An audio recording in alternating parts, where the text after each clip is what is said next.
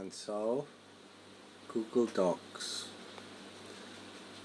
which I've never used because I've been using Apple, and I use my own storage for my documents in different places, be it out OneDrive or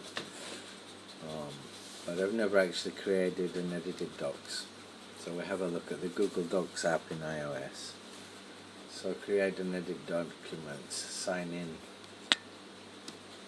right on the go, get stuff done with or without an internet connection.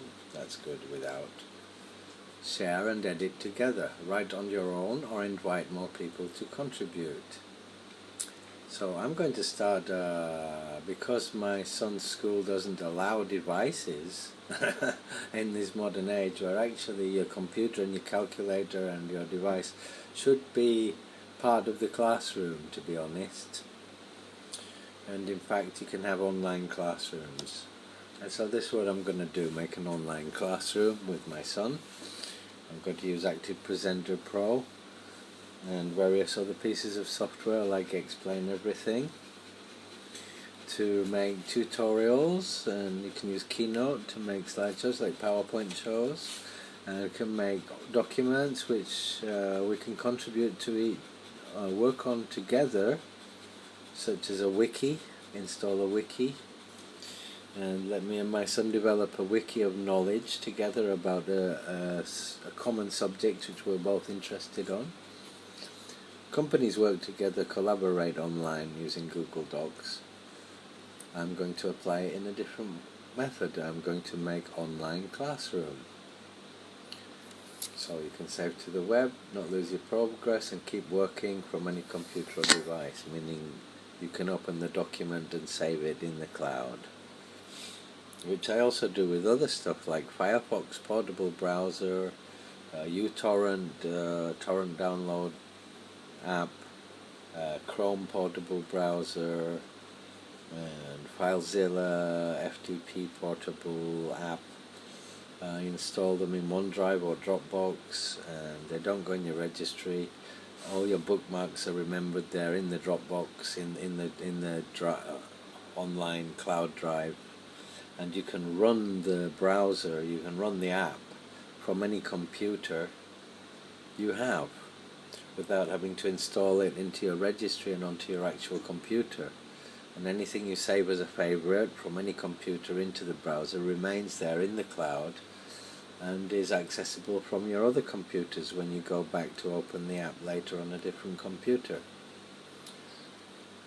So that's a digression anyway from the Microsoft, from the Google Docs. Edit Word documents. You can save Word files within Docs. So we're on the last page. It wants me to sign in now. So I am going to sign in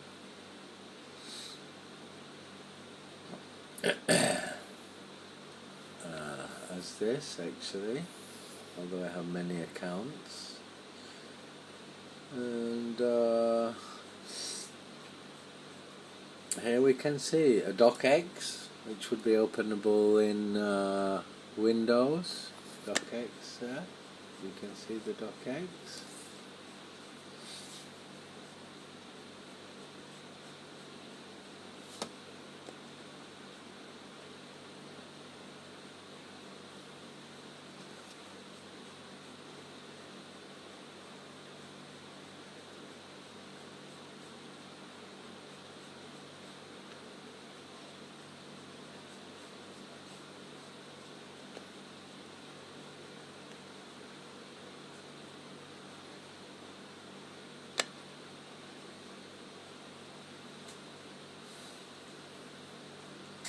And here we can see I was writing, that's actually not written by me, that was written by Rusi Tevijoyogi, who is this editable or is it a PDF? Yes, it's editable. And so there are the tools.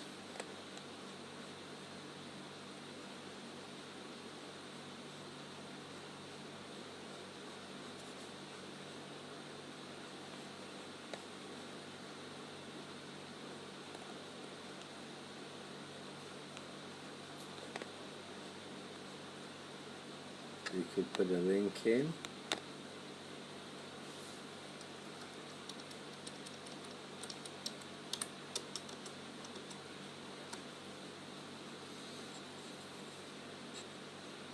You could do it here, or you could do it there.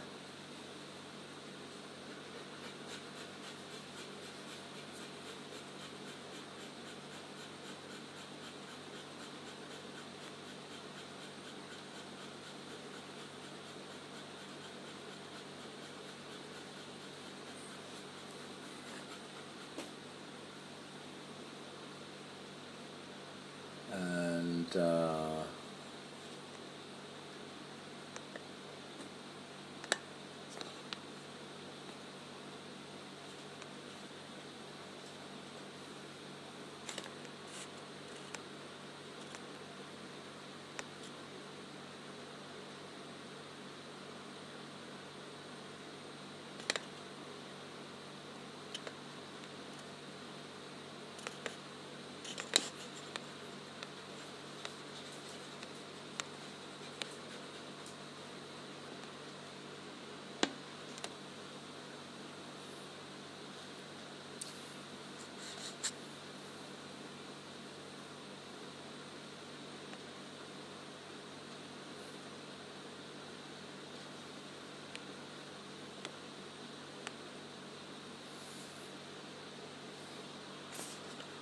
there you go. You could make a new document, or you could choose a template.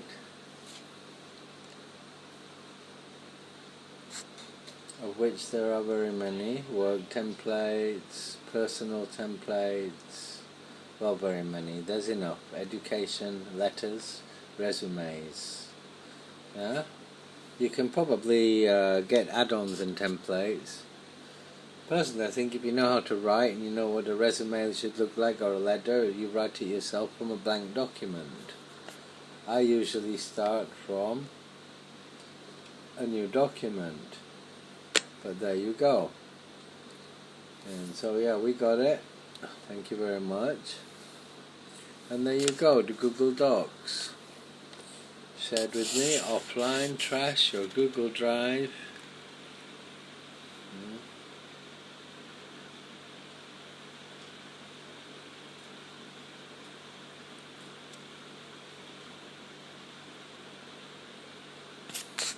Which I don't have, so I should download. Because then I can access files which I keep in my Google Drive and edit them, which gives me a few gigabytes of space. And so what do you need Microsoft Word for with this monthly subscription? Because this is absolutely free. This is absolutely free. So that's downloading.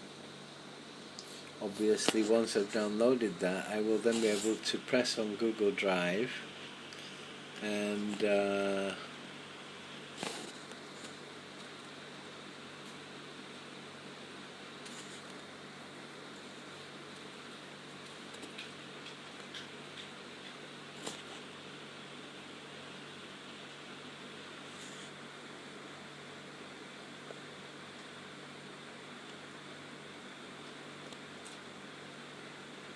you see, this was a concept I was thinking of using the docs for subscribers, which I am going to do, but not with this drive, with a different drive that I have more space on, which I'm going to use on my Patreon channel, which is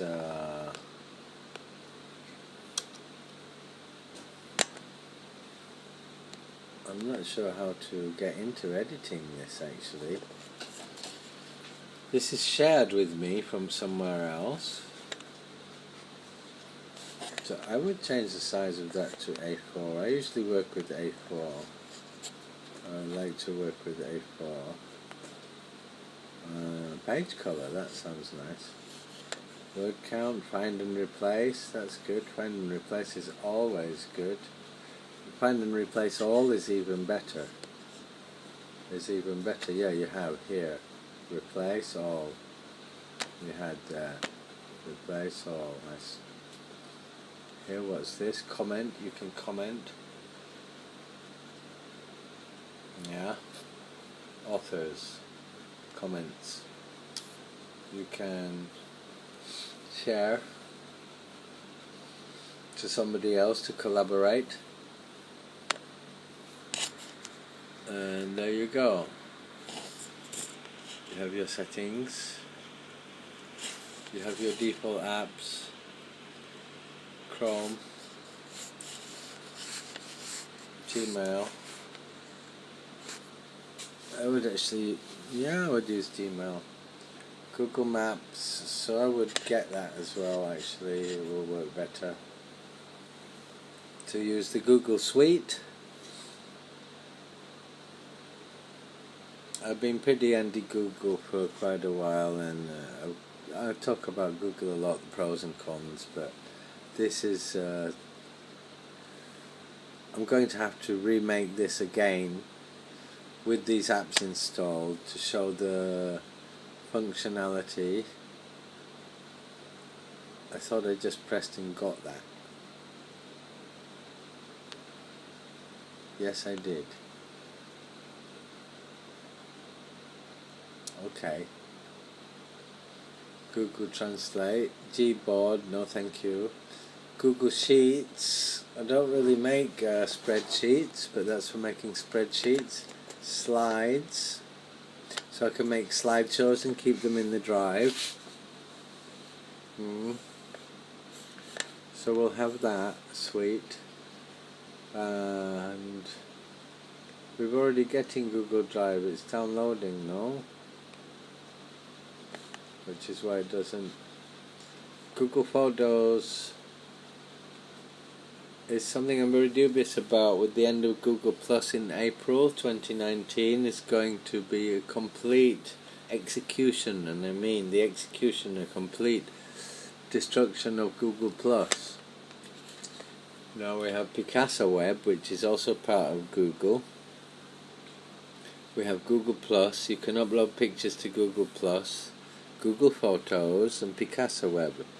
What I'm wondering is that when they destroy Google Plus, your photos from Google Plus and your albums, what's going to happen to them? Do we need to download them, or are they going to disappear with Google Photos? Really not quite sure about that. Yeah.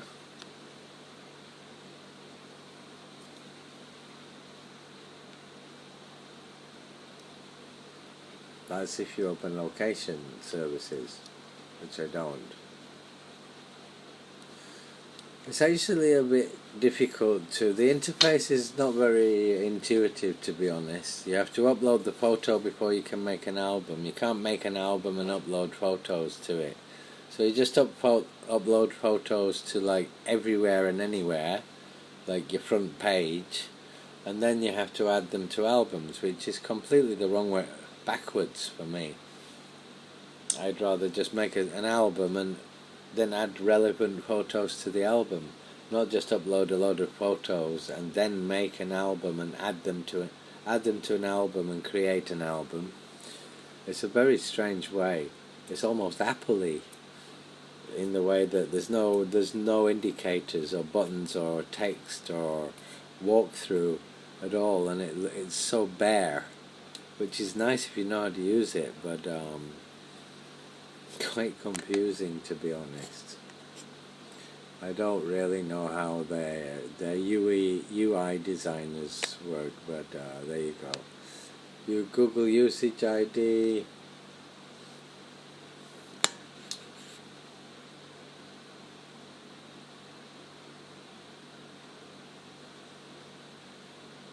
It's like a access key to say who it is. And so there you go. Google Translate, no thanks. So let's just say that was Google Docs.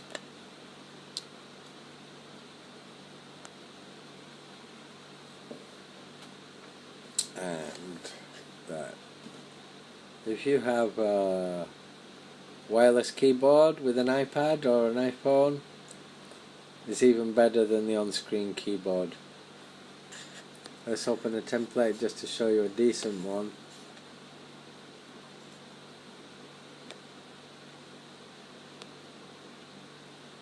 This one looks good.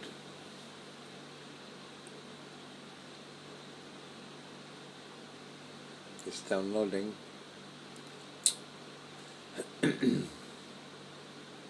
So this would be a product brochure, your company, your address, name, product brochure, the product overview, a picture of the product.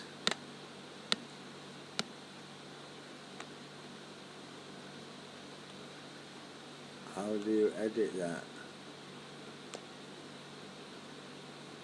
No, how do you edit that?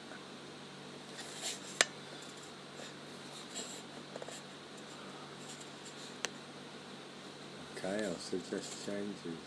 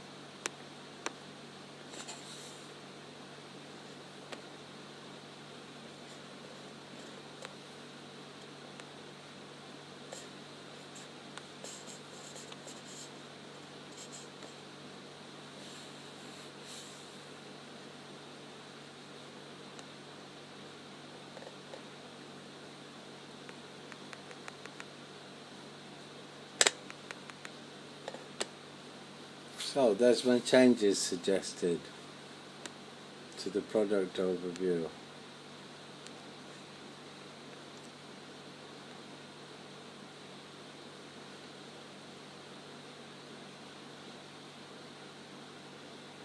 Okay, start the file. Okay, save. Save.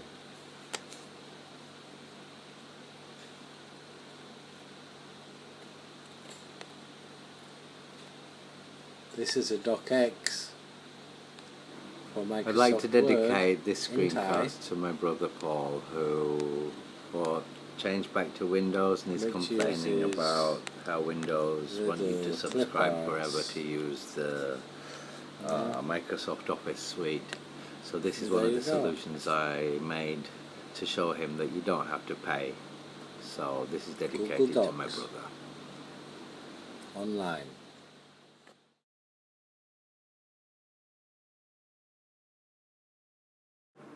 My next screencast is going to show actually how you can use Microsoft Office for free online, because actually it's not true that you can't use it for free. You have Word online and PowerPoint online, and if you have a Microsoft Outlook account you can actually edit, share and keep documents in the cloud using an online text editor, which is more or less exactly the same as Word, minus a few advanced features which most people will never ever use anyway, unless you are extreme professionals.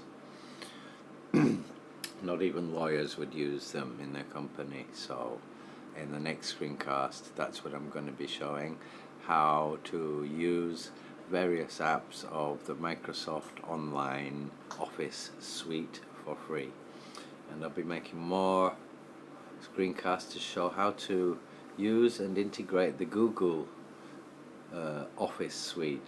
They call it the G Suite, and how to use it for free and get the best out of it, and how to keep it in the cloud, how to collaborate, and how to look at it in different apps and convert it to different formats. Jan Spencer for the Webmaster channel, signing off.